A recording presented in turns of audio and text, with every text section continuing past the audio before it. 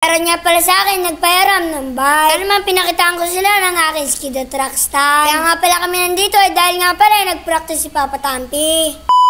Ngayong araw nga pala, gagamitin namin si tampong can. Dahil nga pala, hindi mainit ngayon. Masarap na nga rin pala mag-practice ngayong araw. Kaya naman, sinisiyan na ito ni Papa Tampi. Agad na nga pala ako pumasok sa loob, kasama si Ashlong. Abo rin na gusto sumama. Kaya naman, pumasok na siya sa loob. Gulat nga pala kami sa bagong electric fan ni Papa Tampi. Kaya naman, hindi na mainit sa loob. Nagsimula na nga pala dito ang mag-drive si Papa Tampi. Pupunta nga pala kami sa Cubs. Kaya naman, dumaan na nga pala kami dito sa bukid. Dumaan na rin pala kami sa gasolina.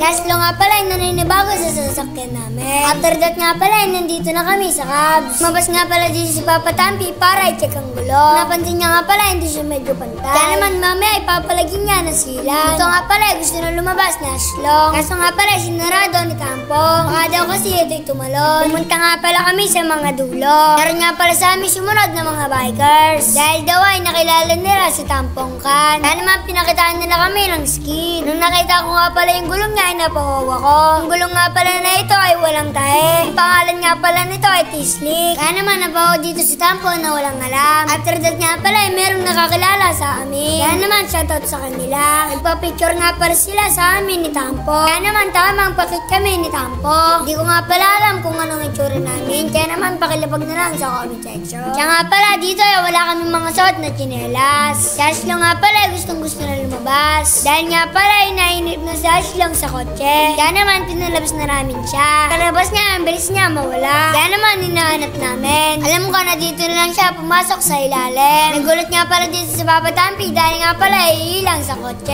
Kaya naman napakamo si Papa Tampi sa kanyang ulo. Sa sobrang mahiyain niya, nagtago na lang siya sa ilalim. After that nga pala, pinahiram ako ng mga kabilaan nito. Kaya naman sinubukan ko. Dahil nga pala, sobrang ganda ng mga bike nila. Parang mas mahal pa yung bike nila kaysa sa akin. Palagay niyo mga kadun David, totoo ba? Kaya naman papakitaan ko na sila ng skid. Yung skid nga pala yung ginawa ko. Sabi nga pala, okay naman kahit mapudpod. Kaya naman tama na yun at nag-track stand na lang ako. Siyempre nakakaya yun. After that nga pala ulit ay meron kami nakitang palaruan. Kaya naman sobrang siya ni Tampong. Kaya naman agad siyang pumunta kasama si Ashlong. Bit niya ito at pumunta sila sa slide. Mag-slide sana sila kaso meron siyang nakita. Ang napansin nga pala ni Papa Tampi na unsafe na nga pala yung slide. Baka kasi biglang mahulog dito si Tampong. Kaya naman pinagbawalan niya na. Ibang laro na lang pala ang ginawa namin. Nag-dis nga pala kami dito ni Tampong. Hindi ko nga pala alam kung anong tawag dito. After that nga pala, pumunta si Papa Tampi sa slide upang tumambay. Hindi niya nga pala napapansin na si Ashlong ay nakakabul na. Ashlong!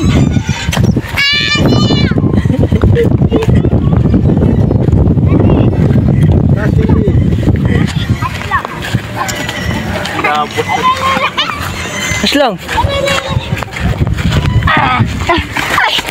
Ashlong! Ay! Ashlong!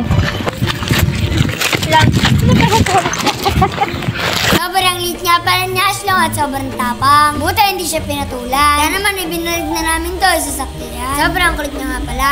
Wala kami mga kalit ng ibig. Kasi Papa. Alam na sa'yo, ruhod yung tete. Kasi Ashlong. Ano, bakit na ganyan mo tete? Okay na kami. After that nga pala, pumunta kami saglit sa vulcanizing shop upang palagyan na sila ng gulong ni Papa. Gagamitan nga pala ito ng jack. Kaso nga pala, hindi nagkasya sa ilalim. Masyado nga pala itong mababa. After that nga pala, tapos na, tinanginan na. Andito na nga pala kami sa bahay. Sabi nga pala ni Papa Tampi ay nanakit daw ang kanyang braso. Ganun talaga yan pag naninibago ka. Balang araw ay masasanay ka rin. Kaya naman, hanggang dito na lang ang aking story. Paalam, bukas ulit.